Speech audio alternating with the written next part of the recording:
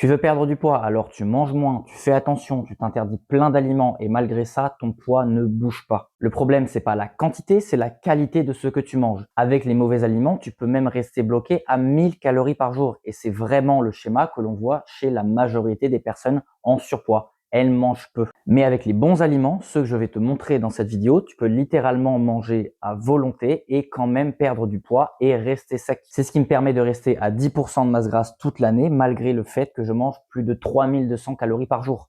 Et tout ça sans faire une tonne d'activité physique. Donc je vais te montrer exactement quoi manger, quoi éviter et comment te libérer des régimes pour de bon. Tout d'abord, il faut bien que vous compreniez que toutes les calories ne sont pas les mêmes. Selon ce que vous mangez, ça va complètement affecter la capacité qu'a votre corps à brûler les graisses, à brûler le carburant que vous allez lui donner. Si vous mangez n'importe quoi, votre corps ne pourra pas brûler ce carburant efficacement. Alors que si vous mangez les bons aliments, que vous donnez le meilleur carburant à votre organisme, il va pouvoir brûler du gras très rapidement. Ça veut dire que ça ne sert à rien de se concentrer sur le fait de moins manger parce que si vous êtes en surpoids, si vous avez trop de graisse sur vous, ça veut tout simplement dire que votre corps ne peut pas brûler le carburant efficacement. Il ne peut pas brûler les aliments que vous lui donnez efficacement. Et donc, tout ce que vous avez à faire, c'est vous concentrer sur cette conversion de carburant en énergie, la capacité qu'a votre corps à brûler le carburant. Et vous faites ça notamment en ayant des meilleurs choix d'aliments. Donc, ça veut dire que vous n'avez vraiment aucun intérêt à chercher à manger moins de calories parce que en plus, ça peut poser des problèmes et ralentir votre métabolisme et donc vous empêcher de perdre du poids. Mais il faut juste que vous vous concentriez sur le choix de vos aliments.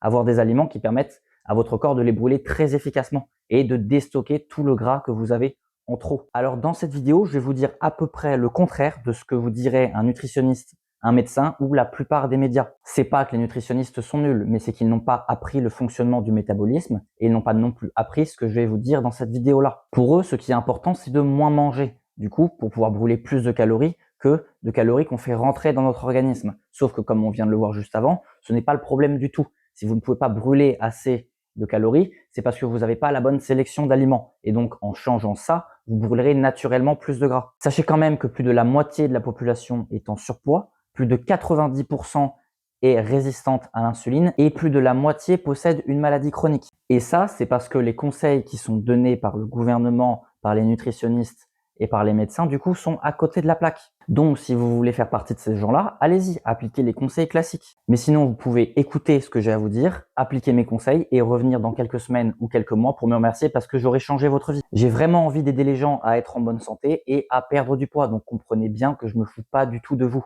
Maintenant que ça c'est dit, voilà les 5 catégories d'aliments qui sont les plus adaptés à notre organisme. Et après, on verra toutes les catégories d'aliments qu'il faut absolument éviter. Le premier super aliment et qui est malheureusement démonisé, ça va être la viande rouge et notamment la viande rouge grasse.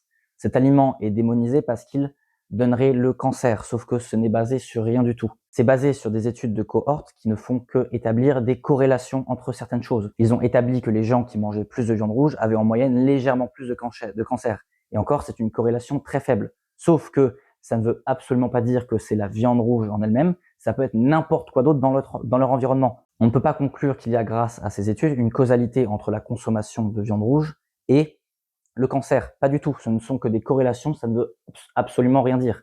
Et malheureusement, tous les nutritionnistes et le gouvernement basent leurs recommandations là-dessus, sur ces simples corrélations qui disent que les gens qui consomment plus de viande rouge auraient quoi 10% de chance en plus de développer un cancer. La corrélation est ridicule et elle n'est même pas montrée dans toutes les études. Et quand on veut faire des études randomisées, contrôlées, où on compare deux groupes, où cette fois la seule différence c'est la viande rouge et tous les autres facteurs sont les mêmes, c'est-à-dire que c'est la même alimentation, le même environnement et ce qui change ce n'est que la consommation de viande rouge, tout d'un coup il n'y a plus aucune corrélation, rien du tout. Ça veut dire qu'il n'y a pas de causalité. La viande rouge ne donne pas le cancer. Et ce qu'on ne vous dit pas, c'est que la viande rouge est voire même l'aliment le plus riche en nutriments, en micronutriments, c'est-à-dire en vitamines et en minéraux.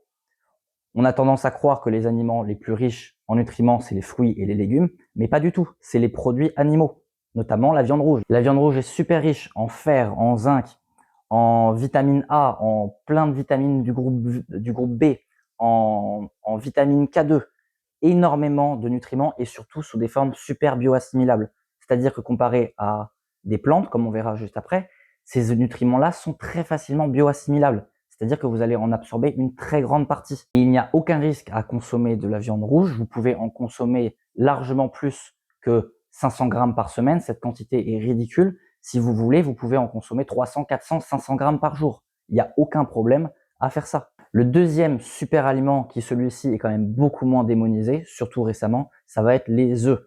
Il a souvent été démonisé à cause du cholestérol, mais on s'est rendu compte que c'est pas parce qu'on consommait du cholestérol que ça allait augmenter notre cholestérol sanguin. Donc, les œufs reviennent un peu plus en force sur le marché et sont un peu plus recommandés. Donc, pareil, les œufs comme la viande rouge, c'est un aliment qui est super riche en nutriments, en toutes les vitamines du groupe B, vitamine A, en vitamine D, en vitamine K, en plein de minéraux, et ce en très grande quantité, et ce dans une forme très bio-assimilable, comme la viande rouge, parce que c'est un produit animal, où il n'y a pas d'antinutriments, on va voir ça juste après. Donc pareil pour les œufs, il n'y a pas de recommandation à pas dépasser les 20 ou 30 par semaine. Vous pouvez largement consommer 5 ou 10 œufs par jour, il n'y a aucun problème à consommer ça, il n'y a aucun risque, ça va pas augmenter votre cholestérol, ça va pas boucher vos artères ou quoi que ce soit, vous pouvez consommer plein d'œufs par jour. Pareil. Le troisième groupe de super aliments, ça va être les produits laitiers crus. Et pas juste les produits laitiers crus. C'est-à-dire par exemple les fromages au lait cru. Pas les fromages de grande surface comme par exemple le Caprice des Dieux, c'est des fromages qui ont été pasteurisés, ce ne sont même plus des fromages. Je parle bien des fromages au lait cru, comme par exemple du Comté AOP ou n'importe quelle autre marque de fromage, où il va par exemple y avoir le label IGP ou AOP, qui sont des labels qui assurent une très grande qualité au fromage. C'est-à-dire que les vaches doivent avoir une certaine alimentation, elles ne peuvent pas manger n'importe quoi, elles ne peuvent pas être nourries aux hormones. Et en plus, vu que ces fromages sont crus, vu que le lait n'a pas été pasteurisé, il conserve sa structure, il conserve bien plus de nutriments, il conserve son microbiote qui va être très bénéfique pour votre santé intestinale. Dans les produits laitiers, il y a aussi le beurre. Celui-là, c'est un peu moins gras si vous pouvez pas l'avoir cru. Vous pouvez aussi consommer de la crème crue. Vous pouvez aussi consommer des yaourts. Les yaourts, vu qu'ils sont fermentés, ils n'ont pas besoin d'être crus. Vous pouvez aussi consommer du lait cru directement. Je conseille pas du tout de consommer du lait de grande surface parce que c'est pareil, c'est des vaches qui sont nourries très généralement avec des hormones et avec des alimentations qui sont pas du tout faites pour elles, donc ça va changer complètement les nutriments qu'il y a dans le lait et la toxicité de ce lait. Mais par contre, si vous pouvez avoir accès à du lait cru, par exemple, dans les magasins Biocoop, des fois, il y a du lait cru. Si vous pouvez aussi directement trouver une ferme qui va vous vendre du lait cru, vous pourrez directement en consommer. Oui, ça demande plus d'efforts d'aller chercher du lait cru que du lait pasteurisé, mais ça en vaut largement le coup. Le lait cru est bien plus nutritif que le lait pasteurisé, mais de très loin bien moins toxique. Surtout si ça vient d'un élevage responsable, où les vaches ne sont pas nourries avec je sais pas quelle graine OGM et où on leur injecte des hormones. Et surtout, buvez le lait cru, ne vous embêtez pas à le pasteuriser, c'est n'importe quoi. Si vous le conservez correctement, il n'y a aucun risque, vous n'allez pas tomber malade ou quoi que ce soit. Vous avez un estomac qui a une acidité, un pH de 1,5, c'est très acide. C'est un pH, donc une acidité gastrique, de charognard. C'est encore plus acide que des carnivores. On est fait pour consommer ce type d'aliments. Il n'y a aucun problème. Si vous conservez le lait correctement et que vous le consommez dans les 3-4 jours, vous pouvez.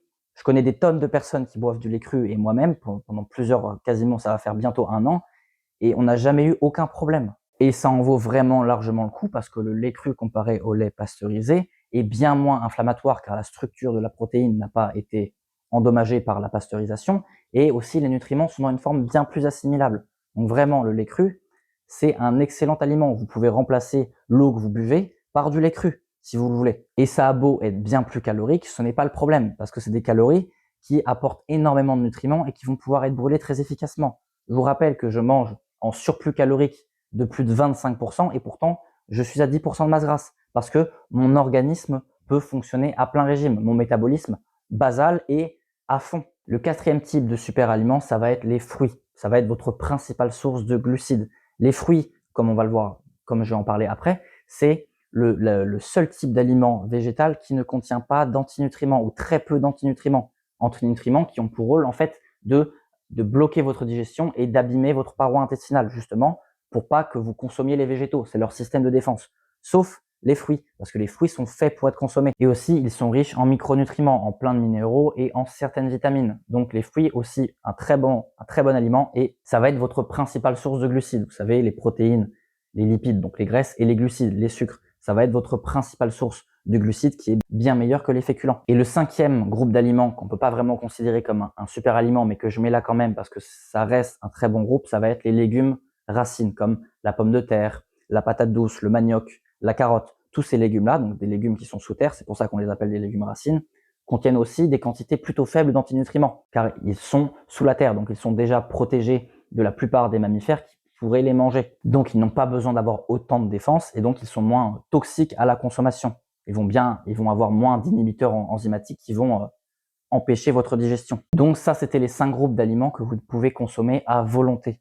Ces cinq types d'aliments-là, vous pouvez en consommer sans réfléchir à partir du moment où vous n'avez pas de problème digestif. Bien évidemment, si vous remarquez que vous ne tolérez pas le lait cru, n'en buvez pas. Si vous remarquez que la patate douce, vous avez des problèmes de digestion quand vous en mangez, n'en mangez pas. Mais si vous n'avez aucun problème à les assimiler, allez-y, à volonté ces aliments-là, à manger à votre faim. Et vous remarquez que tous les aliments que je vous liste là sont très caloriques. Mais comme je l'ai dit, ce n'est pas un problème, c'est le but. Vous voulez donner à votre organisme plein de carburant, plein d'énergie, pour qu'il ait plein d'énergie justement. C'est ce qui va vous permettre d'être en bonne santé. Et vous allez naturellement perdre du poids parce que ces aliments-là sont riches en nutriments. Ils apportent tout ce qu'il faut à votre organisme pour lui permettre de les brûler très efficacement. Ce n'est pas parce que vous mangez trop que vous êtes en surpoids, c'est parce que de 1, vous mangez sûrement trop peu et surtout, c'est parce que vous avez les mauvais choix d'aliments, vous mangez les mauvais aliments qui empêchent votre corps de les brûler correctement. Mais si vous consommez les 5 groupes d'aliments que je viens de citer juste avant,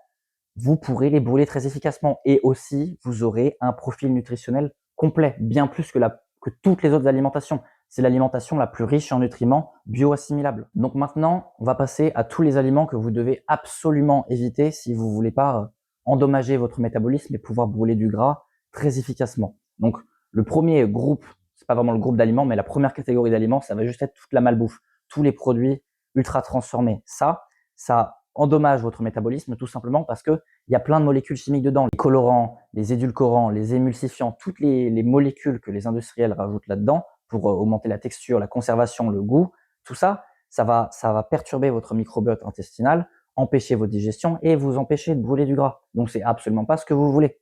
Vous aurez beau consommer la même quantité de calories, si vous avez ça dans votre organisme, vous ne pourrez pas en brûler autant.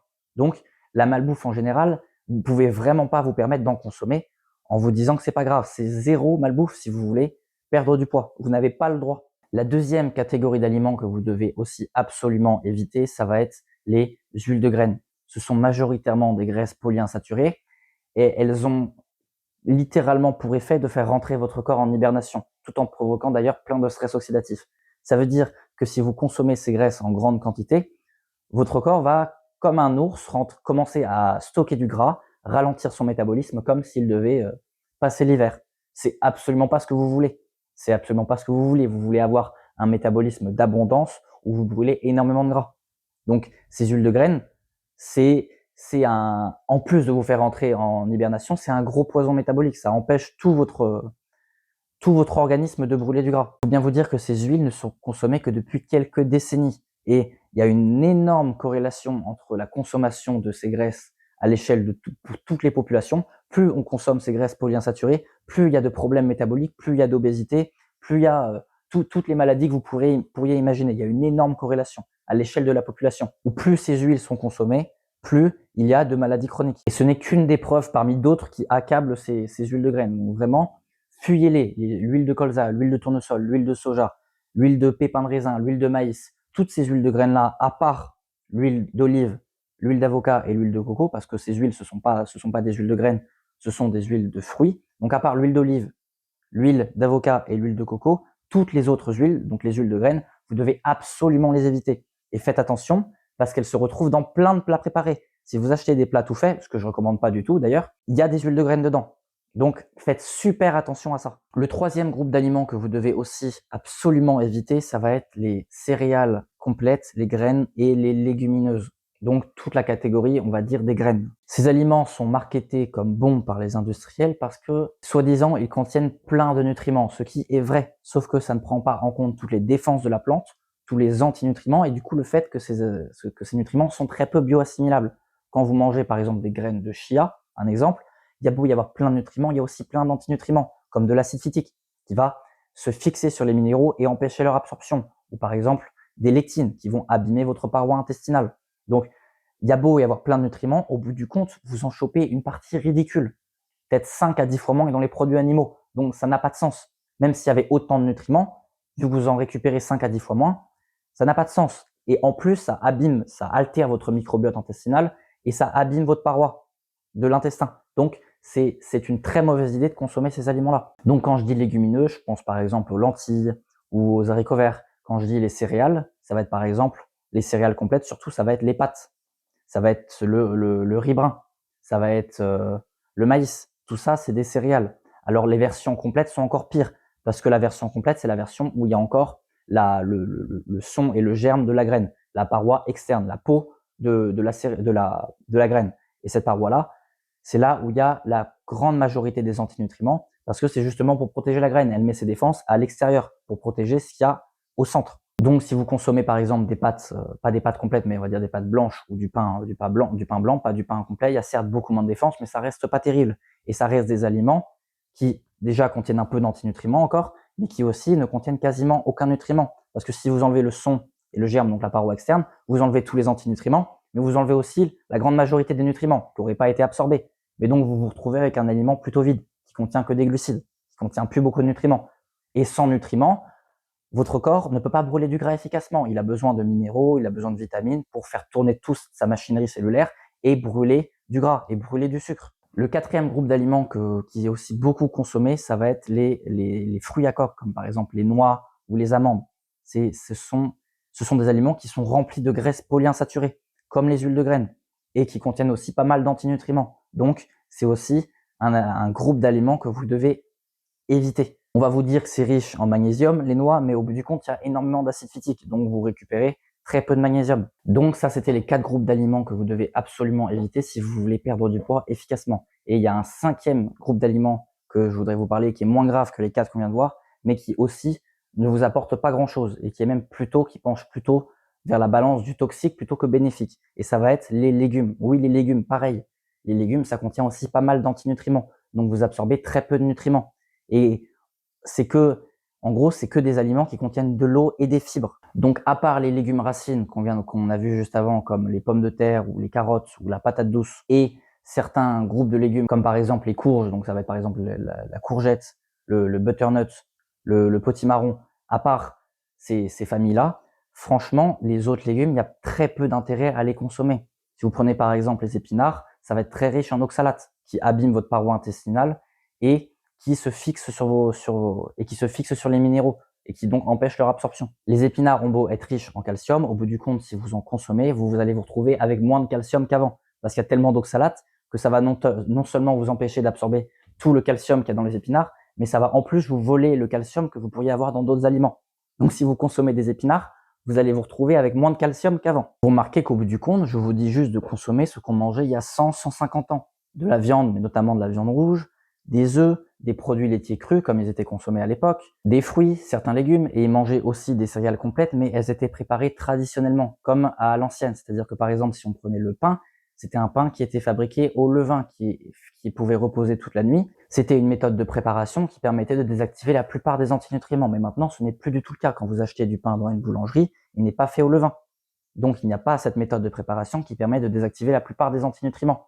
Et même s'il est fait au levain, souvent, il y a toujours des additifs dedans et ce n'est pas la vraie préparation au levain. Le pain ne repose pas assez, ce n'est pas vraiment du pain à l'ancienne. Donc, si vous pouvez préparer vos céréales ou vos féculents de manière traditionnelle, oui, vous pouvez en consommer un peu. Ça reste pas les meilleurs aliments à consommer, mais dans ce cas-là, vous pouvez. Mais si on parle de consommer des lentilles que vous ne faites pas tremper ou de consommer du pain de votre boulangerie, c'est pas une très bonne idée. Je vous conseillerais complètement d'arrêter complètement de consommer ça ou de réduire très peu, d'en consommer très peu. Et faites en sorte que la majorité de votre alimentation vienne des 5 groupes d'aliments que j'ai cités au début. Si vous pouvez faire en sorte que toute votre alimentation tourne autour de ces 5 groupes d'aliments, vous allez avoir des résultats énormes.